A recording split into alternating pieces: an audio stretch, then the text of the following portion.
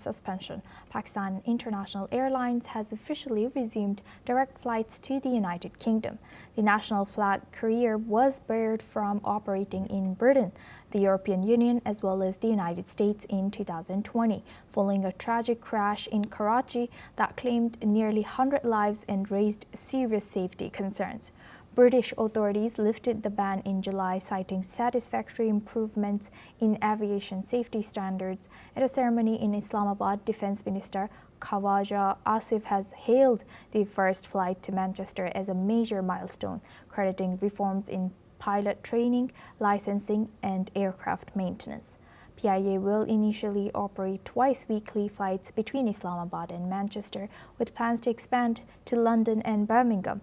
The airline, long burdened by debt and mismanagement, remains slated for privatization as part of the ongoing government reform. Now we move on to Thailand. Thailand's Prime Minister Anutin Charnvirakul is expected to travel to Malaysia to sign a ceasefire deal with Cambodia. He will also be meeting U.S. President Donald Trump ahead of the signing of the ceasefire.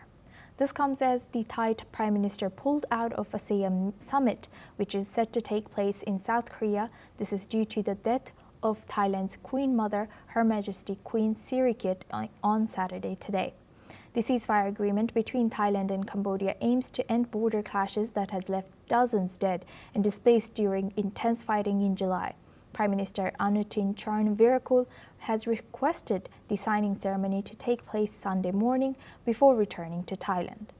The Thai Foreign Ministry spokesperson has said that the schedule is still being finalized, but the Prime Minister is likely to be present for the ceremony. Let's have a look at what the spokesperson of Thailand Ministry of Foreign Affairs has said. I can tell you right now that he's very likely to be here. We're working out his schedule right now as we speak. He might arrive very late tonight or tomorrow morning just before the signing, and he has to rush back to Thailand to attend the ceremony of the Queen Mother. So it's yet to be finalized, but more likely than not, he should be here in time for the signing. United States came into the picture as the broker and became the witness. They have facilitated, let's say, the speed to which this has happened. But by no means, this is still a bilateral mechanism that has taken place. And what we look for is sincerity from the Cambodian side. Now for this discussion, we welcome Dr. Satoru Nagao. He's a fellow at Hudson Institute, joins us live from Tokyo. Thank you very much, Doctor, for joining us again. Good to see you. Now, looking at this, it's just a ceasefire declaration and not a concrete peace deal. So how might this ceasefire declaration between these Thailand and Cambodia hold or reshape regional stability, according to you? Indeed, this timing is very important. That's why even if the royal family-related issue is highly respected in Thailand, the Prime Minister of Thailand will join this meeting to declare the ceasefire. Because, so what kind of timing I need to explain? The firstly, the ASEAN member fought each other is a very serious issue when we check the integration of the ASEAN member powers. So that's why the ASEAN is maybe need to arrange this, and this time Malaysia arranged this because Malaysia is the host country of ASEAN. So Thailand and Cambodia as a member of the ASEAN, they need to show the ASEAN is important as a member of the ASEAN. In this case, they should join and declare the ceasefire, and ASEAN is still valuable, just that kind of things they need to send as a message. That is responsibility of the member of ASEAN. And secondly, this arrangement originally came from the United States, and the United States influence is very important because President Trump is unpredictable president, people believe. That's why if the two countries will not agree, what will happen is uncertain. So that's why the President Trump will come to the Asia. This is rare because in the second President administration, President Trump visit other country is very rare. Of course, compare with Foreign Minister, compare with the Vice President, President Trump's visit is indeed more precious.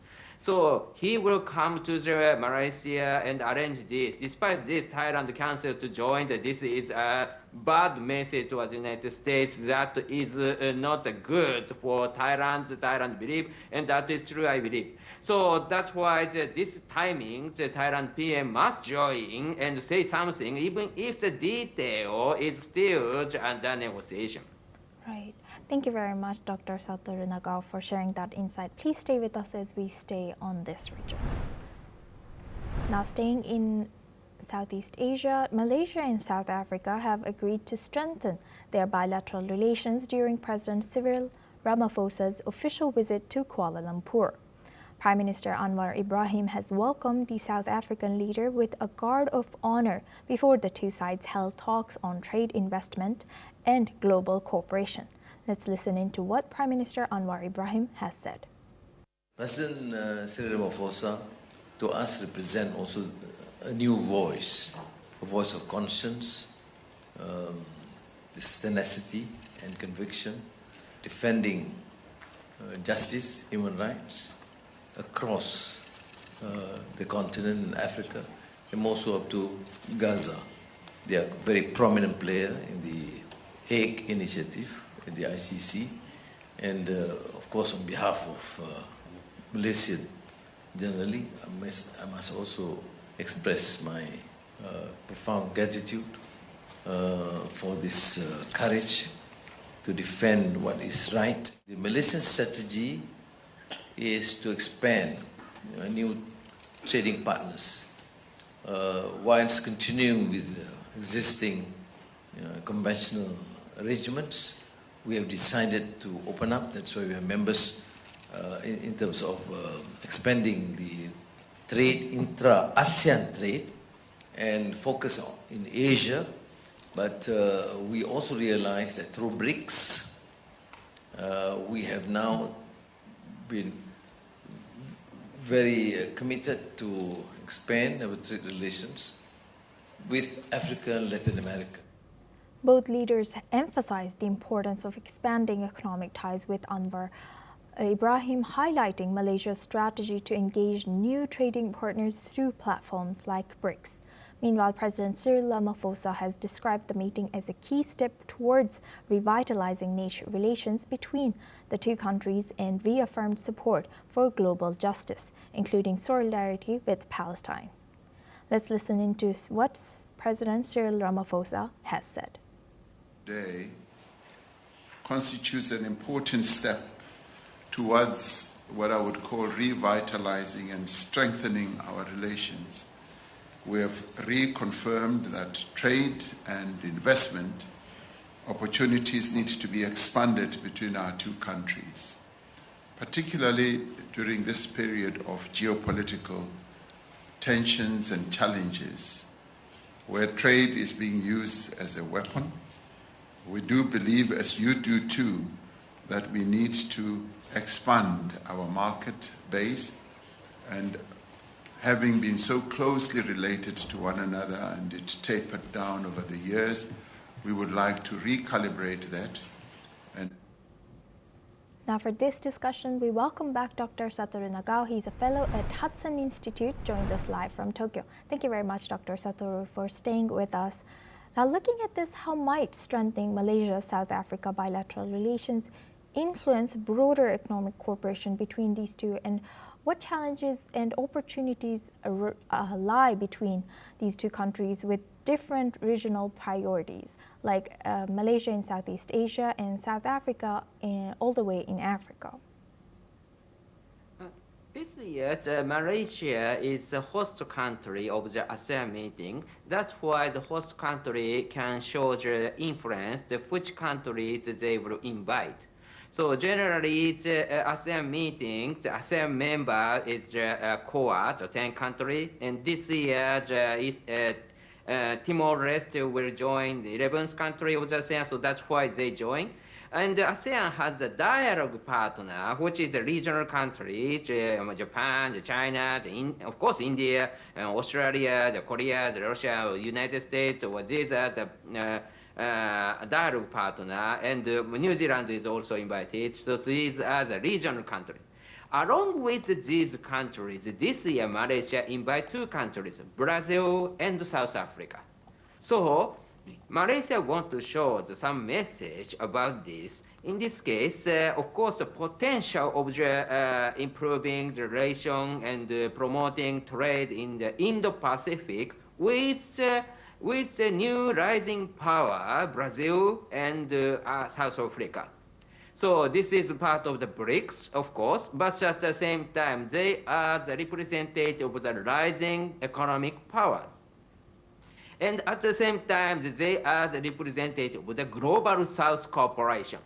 So that's why Malaysia want to create a new kind of the South-South relation or something, the rising power relation by using this ASEAN meeting. Of course, promoting trade is one thing, but promoting trade means that rising the income means that rising the power to say something in the world politics.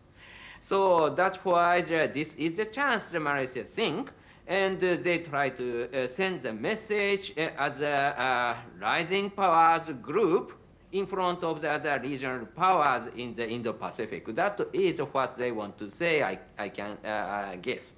In this case. Thank you very much, Dr. Satoru, for sharing that insight and staying with us throughout this topic. And that's a wrap on the NewsX Primetime Asia. Keep watching NewsX World for more news updates from around the world.